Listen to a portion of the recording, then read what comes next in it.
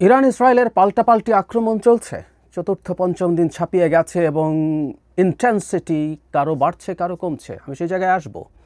এটা ঠিক যুদ্ধ না, কারণ দুই দেশ আনুষ্ঠানিকভাবে পরস্পরের বিরুদ্ধে যুদ্ধ ঘোষণা করেনি, তাই আমরা এটাকে যুদ্ধ হয়তো টেকনিক্যালি বলতে পারি না। তারপর আলোচনার সুবিধার জন্য যুদ্ধ শব্দটা ব্যবহার করছি। তো যাই হোক, যখন এই আক্রমণ পাল্টাপাল্টি শুরু হলো, ইরান খুব বেশি সুবিধে করতে পারবে না এটা মনে করার কারণ ছিল, এবং সেটাই ঘটতে যাচ্ছে। এমনকি এই প্রশ্ন এখন সামনে এসে হাজির হয়েছে, ইরানের যে রুলিং রেজিম তারা ক্ষমতায় টিকে থাকতে পারবেন কিনা। একটা কথা আমি এখানে একটু বলে রাখতে চাই, আমি আসলে এই অঞ্চলের কৌশলগত এবং সামরিক দিক নিয়েই আলোচনা করতে চাই, নৈতিক ইস্যুতে না। আর একটা কথা একটু শুরুতে বলে রাখা জরুরি, কোনো দেশই আসলে নৈতিক কারণে পররাষ্ট্রনীতি ঠিক করে না, তার সিকিউরিটি প্ল্যান সাজায় না, যুদ্ধ করে না, ফুল স্টপ। এটা ইরানও না। আজকে ইরান ইসরায়েলের আক্রমণের শিকার হচ্ছে বলে আমরা ইরানকে সমর্থন করছি ধর্মের ভিত্তিতে, হিসেবের ভিত্তিতে, কিন্তু এই ইরানও তার স্বার্থে এমনকি অসংখ্য মুসলিমের মৃত্যুর সাথে জড়িত আছে না। সিরিয়াতে বাশার আল আসাদকে ক্ষমতায় থাকতে দেওয়ার জন্য লক্ষ লক্ষ সিরিয়ানের হত্যাকাণ্ডের সহযোগী ছিল ইরান, কোনো সন্দেহ নাই, আমরা জানি এটা। সো প্রত্যেকে তার তার স্বার্থে কাজ করে, এটা একটু মনে রাখা দরকার আছে, এটা আমরা মনে রাখবো। আজকে ওপরে ওপরে একটু ইরানের পক্ষ রাশা দেখাচ্ছে, এটাও তার কৌশলগত কারণ। অথচ এই রাশাই সিরিয়ার আলেপ্পো বমিং, যে কেউ আলেপ্পো সিটির ছবি খুঁজে নেবেন, কিভাবে বোমা মেরে হাজার হাজার মুসলিমকে হত্যা করা হয়েছে, সিরিয়া রাশা করেছে, রাশার ফাইটার থেকে করা হয়েছে। তো আমরা এভাবে একটু যেন দেখি প্লিজ। আমরা অনেকে দেখলাম যে এই দেশ এই কারণে করছে, সেই দেশ সেই কারণে করছে, না, কেউ কেউ কোনোভাবেই না। এমনকি যে প্যালেস্টাইনে যে হামাসকে ইরান সাপোর্ট করত, সেটা তার মুসলিম ব্রাদারহুড থেকে না, কোনোভাবেই না। মানে ইরানিয়ানরা সুন্নি একটা গ্রুপকে সমর্থন করছে, দ্যাটস ইন্টারেস্টিং। কিন্তু এই ইরানিয়ানরাই নিজেরা শিয়া, কিন্তু শিয়া মেজরিটির একটা দেশ আর্মেনিয়া আর আজারবাইজানে যখন আছে, মেজরিটি না, ইনফ্যাক্ট প্রচুর শিয়া আছে আজারবাইজান, বা মুসলিম তো বটেই। সেই যুদ্ধে যখন দুজনের মধ্যে যখন যুদ্ধ লেগে গিয়েছিল, ইরান আর্মেনিয়ার সমর্থন করেছে, যে কেউ খুঁজে দেখবেন। আমি ওইটা নিয়ে একদিন কথা বলবো যে কীভাবে জিও পলিটিক্স কাজ করে। আর আজারবাইজানকে সাপোর্ট করেছে ইসরায়েল। সুতরাং আর আপাতত এত বিস্তারিত বলতে চাই না, আরেকদিন বলবো। এটাকে আমরা সিকিউরিটি এবং জিওপলিটিক্যাল হিসাব নিকেশের পয়েন্ট অফ ভিউতেই দেখব। ইরান পরাজিত হওয়ার মুখে আছে, এটা অনুমান কেন করা যাচ্ছিল এবং এটা বাস্তবে হচ্ছে, এটা নিয়ে কথা বলছি। কিন্তু তার আগে এই মধ্যে কি হলো, এর মধ্যে যা হওয়ার তাই হয়েছে। এটা হচ্ছে দুটো দেশ যেহেতু দুজন থেকে বেশ দূরে আছে, পরস্পরকে এরিয়াল অ্যাটাক করেছে, আইদার মিসাইল অথবা ফাইটার দিয়ে। ইসরায়েল তার আক্রমণ প্রচুর বাড়িয়েছে। প্রাথমিক অ্যাটাকের পর তার যে উল্লেখযোগ্য সাকসেস, আমি প্রায় বলছি যে স্থাপনা ধ্বংস করার চাইতে এগুলো স্টেটিক জিনিস, এগুলো স্থাপনা ধ্বংস, আপনার প্রযুক্তি যদি ভালো থাকে সেটা সম্ভব। কিন্তু আপনি যখন ব্যক্তিকে হত্যা করতে পারেন, আইআরজিসির গোয়েন্দা প্রধানকে এর পরে ফার্স্ট অ্যাটাকের পর আরেকদিন হত্যা করা হয়েছে, বা একটা আক্রমণ যেটাকে খুব সিগনিফিক্যান্ট হিসাবে দেখতে হবে, সেটা ইরানের রাষ্ট্রীয় যে সম্প্রচার মাধ্যম টেলিভিশনে ঘোষণা দিয়ে আক্রমণ করেছে এবং তারা সাকসেসফুল হয়েছে, এটাকেও খুব বড় হিসেবে দেখতে হবে। কারণ একটা দুটো দেশের মধ্যে যখন যুদ্ধ লাগে, তখন তার যে ব্রডকাস্টিং যে স্টেশনগুলো আছে, সেগুলো সবচেয়ে বেশি সিকিউর করার চেষ্টা করা হয়। তার এয়ার ডিফেন্স যা যা থাকে সেখানে সব কিছু গ্যাদার করার কথা, কিন্তু এটা ভেদ করেই অ্যাটাক হয়েছে। এবং আমরা একটা ভিডিও দেখেছি যে একজন সংবাদ পাঠিকা খবর পড়ার সময় অ্যাটাকটা হয় এবং একটা পর্যায়ে আলো চলে যায় এবং তিনি সেখান থেকে উঠে যান। কিছুক্ষণের মধ্যেও যদি এটা রেস্টোর্ড হয়েছে, কিন্তু এই আক্রমণটাও খুব সিগনিফিক্যান্ট একটা আক্রমণ হিসাবেই আমরা দেখব। সাধারণত এইসব ক্ষেত্রে এইগুলোকে খুব গুরুত্বপূর্ণ হিসাবে দেখা হয়। একইভাবে ইরান পাল্টা তার মিসাইল অ্যাটাক করছে, প্রচুর করছে, এবং আমরা এই অ্যাটাকগুলো দেখে অনেকে মনে করছি যে ইরান খুব ভালো পরিস্থিতিতে আছে, আরও অনেক কিছু হবে। কিন্তু আমি আমার প্রথম ভিডিও এই সংকট নিয়ে যখন করেছিলাম, সেটা হচ্ছে যুদ্ধটা ধরে রাখা আসলে ইরানের জন্য মেজর সংকট হবে। আমি ব্যালিস্টিক মিসাইলের স্টক পাইল 2000-এর মতো বলেছিলাম। আমি আবার ঘাঁটাঘাঁটি করে এটা সর্বোচ্চ 3000 হতে পারে, এর বেশি মোটেও না। 3000ও খুবই ছোট একটা সংখ্যা, কারণ সেই ভিডিওতে বলেছিলাম, আবার একটু বলেছি, ইরান যে মিসাইলগুলো লঞ্চ করে সেগুলো মাঝে বহু জায়গায় ইন্টারসেপ্টেড হয়, তারপরে ইসরায়েলের আকাশে যায়, সেখানে ইন্টারসেপ্টেড হয়, তারপর কিছু কিছু গিয়ে সে তার টার্গেটে হিট করতে পারে। তো মানে পার্সেন্টেজটা কত, 5%, 10%, মানে সে যত লঞ্চ করে 5 থেকে 10% সে এখানে পৌঁছায়।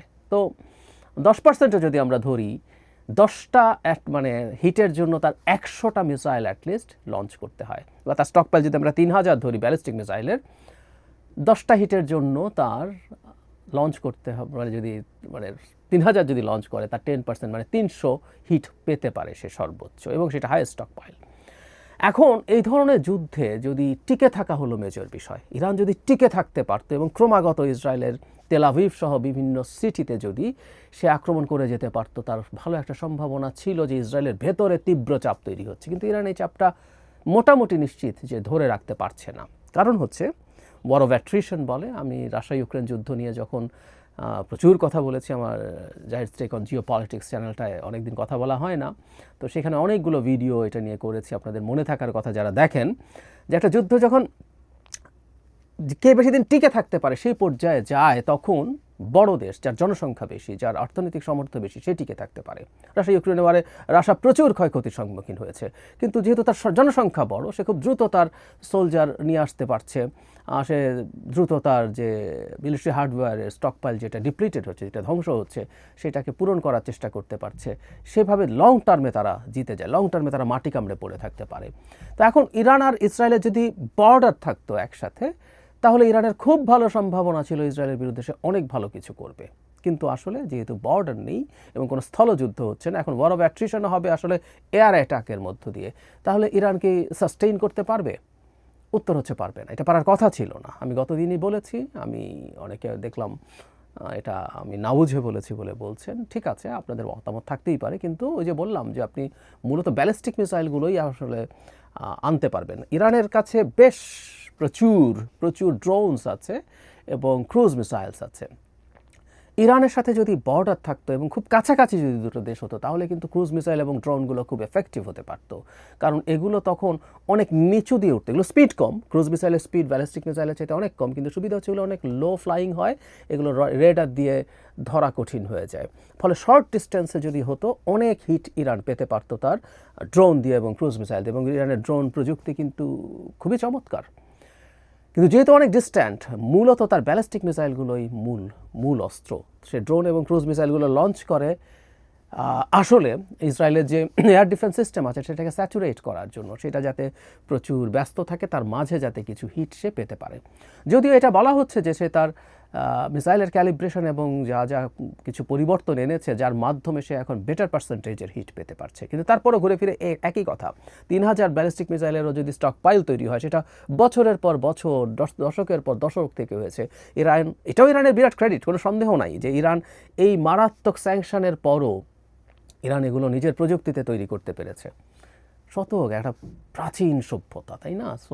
সব রকম যে রেজিম তাদের আছে, রেজিমটা তাদের সব রকম বিকাশকে রুদ্ধ করে বলে আমি মনে করি। তো তারপরও সেই রেজিমটার মধ্যেও সেই যে ঐতিহ্যগত ব্যাপার আছে, সেটা তারা ঠিকই কন্টিনিউ করতে পেরেছে, কোনো সন্দেহ নেই। কিন্তু দিনের শেষে তার তো সাপ্লাই লাগবে। এমনকি রাশার মতো দেশের সাপ্লাই লেগেছিল, কিন্তু সেই রাশাও কি এখন ইরানের পাশে আসবে? কেন বললাম? কারণ ইরান রাশার ক্রাইসিসের সময় দাঁড়িয়েছিল। রাশা যখন অস্ত্রের অভাবে ভুগছিল শুরুর দিকে, তখন ইরান কিন্তু তার শাহেদ ড্রোন দিয়েছিল রাশাকে, এবং রাশা সেগুলো ব্যবহার করেছে। রাশা তার নিজের একটা ক্যামিকাজের ড্রোন ল্যান্ডসেট খুবই ফুললি অপারেশনাল করেছে যুদ্ধের মধ্যে, এবং it was so effective as well. কিন্তু তার আগ পর্যন্ত শাহেদ ড্রোন দুর্দান্ত সমর্থন দিয়েছে। কিন্তু আমরা নৈতিক এক ধরনের সমর্থন চায়না রাশার দিক থেকে দিতে দেখছি, নিন্দা করছে, সমস্যা করছে, কিন্তু ইরানের আসলে অস্ত্র লাগবে। ইরানের পক্ষে নিন্দা এসে কোনো লাভ নেই। এবং খুবই মজার ব্যাপার, এটাও আমাদেরকে বুঝতে সাহায্য করবে। হ্যাঁ, রাশা নিজেই সংকটে আছে, কোনো সন্দেহ নাই, কিন্তু রাশাও কি ইরানকে কোনো অস্ত্র সাহায্য করবে? আমার মনে হয় না। চায়নাও কি করবে? আমার মনে হয় না। চায়না যদিও ইরানের সাথে খুবই ভালো সম্পর্ক করার চেষ্টা করেছিল, ইরানের সাথে যখন নিউক্লিয়ার ডিল থেকে বেরিয়ে যায় পশ্চিমারা, ট্রাম্প মূলত, তখন চায়নার সাথে ইরানের একটা $400 বিলিয়ন একটা বিভিন্ন ক্ষেত্রে সহযোগিতা চুক্তি হয়েছিল, আমাদের অনেকের মনে আছে নিশ্চয়ই, 25 বছর মেয়াদি। কৌশলগতভাবে এটাই চায়নার জন্য সঠিক ছিল। কিন্তু চায়না এই যুদ্ধে অন্তত অস্ত্র দিয়ে ইরানকে সাহায্য করবে মনে করার কারণ নেই। সব কিছু যোগফল যদি আমরা একত্র করি, তাতে দাঁড়ায় যে ইরানের আসলে যুদ্ধ দীর্ঘ সময় চালিয়ে যাওয়ার সুযোগ নেই। ইরানের যদি অসংখ্য ব্যালিস্টিক মিসাইল থাকতো, ইরান যদি কয়েক সপ্তাহ এটা চালিয়ে যেতে পারতো, খুব ভালো সম্ভাবনা ছিল ইসরায়েলে নেতানিয়াহু তীব্র চাপে পড়বেন, কারণ ইসরায়েলের জনগণ এটা মেনে নিতে পারবে না যে সে মিসাইলের অ্যাটাকের মধ্যে পড়ছে। কিন্তু ইরান এটা আসলে আর বেশি দিন চালাতে পারবে না। ইনফ্যাক্ট একটা হিসেবে দেখা গেছে যে আস্তে আস্তে ইরানের মিসাইল লঞ্চিং কমছে। আগেইন তার তো অত স্টকপাইল নেই। সাম্প্রতিক সময়ে এখন নেতানিয়াহুর সুর চড়ছে। তিনি বলছেন এখন খামেনিকে হত্যা করা গেলেই এই সংকটের দীর্ঘমেয়াদী সমাধান হবে। ইনফ্যাক্ট ইরানের এই রেজিম চেঞ্জ করতে চাইছে ইসরায়েল, এটা ফর শিওর। আমেরিকাও চাইবে, কারণ এই রেজিম চেঞ্জ করা গেলে ইরানের যে নিউক্লিয়ার কর্মসূচি আছে এটা থেকে তাকে পুরোপুরি রিফ্রেইন করা যাবে। তাদের মতো একটা সরকার যদি বসাতে পারে তাহলে তারা এখান থেকে সেফ হবে বলে আশা করে, এবং আমি ধারণা করি সেই চেষ্টাই তারা এখন করবে।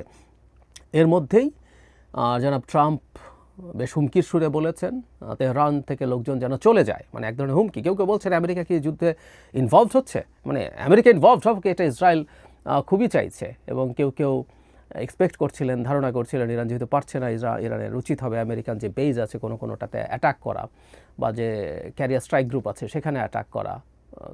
এটা আসলে ইরান করেন, এবং না করাই সঠিক হয়েছে, কারণ এটা মানে হচ্ছে আমেরিকাকে সে সরাসরি যুদ্ধের মধ্যে টেনে আনা। কিন্তু ট্রাম্প হুমকি দিচ্ছেন, এবং যেখানে তিনি তেহরান খালি করতে বলছেন সেখানে তিনি এই শব্দও বলেছেন যে তিনি 60 দিন সময় দিয়েছিলেন ইরানকে ইসরায়েলের সাথে আন্ডারস্ট্যান্ডিং করতে। সে যেতে পারেনি, 61 দিনেই এই ঘটনা ঘটলো। নিউক্লিয়ার ইস্যু নিয়ে আন্ডারস্ট্যান্ডিং যেহেতু হয়নি, এটাও খুবই ফালতু কথা, কারণ হলো নিউক্লিয়ার ইস্যু নিয়ে ইরান তার আলোচনা থেকে সরে আসে নাই। ওমানে 6ষ্ঠ দফা হওয়ার কথা ছিল, এই আক্রমণের কারণে সে নিজকে এখান থেকে সরিয়েছে। এটা ঘটানো উচিতই ছিল, কথাই ছিল, কিন্তু আসলেই চাপ তৈরি করার চেষ্টা হয়েছে এবং তাদেরকে সরিয়ে ফেলার চেষ্টা হবে। এবং যে কথাটা বলছিলাম, যেটা দিয়ে আসলে বোঝা যায় Iran is in a tyre situation, সেটা হচ্ছে আমার কাছে এটা খুবই আনপ্রেসিডেন্টেড মনে হয়েছে এবং স্ট্র্যাটেজিক্যালি ভুলও মনে হয়েছে। সেটা হচ্ছে ইরানের পররাষ্ট্রমন্ত্রী তার এক্স স্টেটাসে আমেরিকাকে এই যুদ্ধ বন্ধে আহ্বান জানিয়েছেন। আমি খুব অবাক হয়েছি এটা দেখে। উনি যা বলেছেন বাংলায় ব্যাপারটা এরকম: প্রেসিডেন্ট ট্রাম্প যদি সত্যিকারের কূটনীতিটা করতে চান এবং যুদ্ধবন্ধে আগ্রহী হন, তাহলে পরের পদক্ষেপগুলো খুবই গুরুত্বপূর্ণ। ইসরায়েলকে অবশ্যই আগ্রাসন বন্ধ করতে হবে। তারা সামরিক আগ্রাসন পুরোপুরি না থামালেও আমাদের জবাব চলতে থাকবে। ওয়াশিংটন থেকে একটি ফোন কল নেতানিয়াহুকে থামাতে পারে, আর সেটাই কূটনীতিতে ফেরার পথ উন্মুক্ত করতে পারে। ইন্টারেস্টিং। কেন বলছি? দুটো দেশ যখন যুদ্ধে জড়িয়ে পড়ে তখন আমেরিকা এখানে ফ্যাক্টর। আমেরিকা চাইলেই আসলে নেতানিয়াহুকে চাপ দিয়ে থামানো সম্ভব, যদিও চাইলেই নেতানিয়াহু করে ফেলবে আমি আবার এটাকে এত সিম্পল মনে করি না। তবে ওই যে নেতানিয়াহুর একটা প্রবলেম আছে, তারও এই যুদ্ধটা চালিয়ে যাওয়ার জন্য আমেরিকার সাহায্য লাগবে। সে যে ধরনের বোমা ব্যবহার করছে সেগুলো, যে বাংকার ব্লাস্টারগুলো ব্যবহার করছে সেগুলো আমেরিকা তাকে সাপ্লাই দেয়। তারও এগুলো স্টকপাইল অনেক বেশি না, আবার যেহেতু অনেক গভীর, আমি গতদিন বলেছি এই গভীর পর্যন্ত পৌঁছার মতো ওই যে BU-72, 57 এগুলো আসলে ওই পর্যন্ত পৌঁছার মতো না। তবে আমেরিকার খুব স্পেশালাইজড বম আছে যেগুলো মাল্টি লেয়ার বিস্ফোরণ করতে করতে আরও ভেতরে যেতে পারে। এখন এই আলাপ হচ্ছে যে আমেরিকার কাছ থেকে সেই বোমাগুলো তারা পাবে কিনা, আমেরিকা তাকে দেবে কিনা। আমেরিকা ইসরায়েলকে দেয়নি এখনও, এই আলাপও দেখলাম হচ্ছে বিভিন্ন জায়গায়। সো আমেরিকাকে তার লাগবে, কিন্তু আমেরিকা না চাইলেই নেতানিয়াহু এই মুহূর্তেই বন্ধ হয়ে যাবে। তার হাতে থাকা যে অস্ত্রশস্ত্র আছে সেটা দিয়ে সে, আমার মনে হয়, ইরানের ওপরে চাপ চালিয়ে যাবে। কারণ নেতানিয়াহু স্পষ্টভাবেই বলছেন খামেনিকে হত্যা করাটাই হতে পারে এই সমস্যার সমাধানের একটা পথ। সুতরাং তিনি এই কথা নিজে তার জায়গা থেকে তো চেষ্টা করবেনই, তিনি সেখানকার সেনাবাহিনী, তিনি সেখানকার জনগণ, তিনি ইভেন সেনাবাহিনীর মধ্যে এক ধরনের ডিভাইডেশন আছে। ইরানের একটা সামরিক বাহিনী আছে, একই সাথে একটা IRGC আছে। আমার খুব মনে পড়ে শেখ মুজিবুর রহমানের সময় যেমন রক্ষী বাহিনী তৈরি করা হয়েছিল, সেনাবাহিনীর উপরে খুব রিলাই করছে না, তিনি রক্ষী বাহিনী তৈরি করেছেন তার ব্যক্তিগত কন্ট্রোলে রেখে সেনাবাহিনীর গুরুত্ব কমানোর জন্য। ঠিক একই রকম ঘটনা আসলে। IRGCর কমান্ড সরাসরি তাদের সুপ্রিম লিডারের কাছে, খামেনির কাছে, এবং অনেক ক্ষেত্রে IRGC is more equipped, more privileged অনেক ক্ষেত্রেই। সুতরাং সেনাবাহিনী এবং IRGCর মধ্যেও কিছু ধরনের কোল্ড ওয়ার আছে। জনগণের কথা তো বললামই, যে জনগণ একটা ডিভাইসিভ জনগণ, এটা একটা স্বৈরতন্ত্রের মধ্যে তারা বাস করে। একটা প্রেসিডেন্ট তারা নির্বাচন করতে পারে, তাও কারা কারা নির্বাচন করতে পারবে সেটা গার্ডিয়ান কাউন্সিলে অ্যাপ্রুভ করতে হয়। তার উপরে ইভেন প্রেসিডেন্ট আসলে কোনো ক্ষমতাশালী ব্যক্তি না। আমেরিকার প্রেসিডেন্ট বা আমাদের দেশের প্রাইম মিনিস্টারের যে ক্ষমতা, ওখানে প্রেসিডেন্টের সেই কিছুই নাই। ক্ষমতা আছে একজন একনায়কের হাতে, যেটা সিলেক্ট করে একটা ছোট্ট গ্রুপ। এই যে খামেনি, অনেক বয়স হয়েছে, মারা যেতে পারেন, বেশি দিন বাঁচবেন না হয়তো, তারপরও জনগণ ভোট করে একজন সুপ্রিম লিডার তৈরি করবেন, একটা ছোট্ট গ্রুপ অফ পিপল, তারা তো সিলেক্ট করবেন কী হবে, এবং তার হাতেই পাওয়ার। সো এটা একটা অটোক্রেসি, এবং অটোক্রেসি হলেই যে সমস্যা হবে নট নেসেসারিলি। যদি অটোক্রেসি আর জনগণকে আর্থিকভাবে অন্তত খুব ভালো রাখতে পারে, তখনও জনগণের মধ্যে এক ধরনের মেনে নেওয়ার টেন্ডেন্সি থাকে, যেটা আমরা চায়নাতে দেখি, জনগণ মোটামুটি মেনে নিয়েছে, তারা ভালো আছে। সৌদি আরবিয়াতে দেখি, কিন্তু ইরানের জনগণ তো ভালো নাই, ওখানে নানান রকম সংকট আছে, কারাপশন তো আছেই, দারিদ্র আছে, মানুষ ভালো নেই। সো মানুষের মধ্যে ক্ষুব্ধতা আছে, এই ক্ষুব্ধতা কেউ কাজে লাগাতে চাইছেন।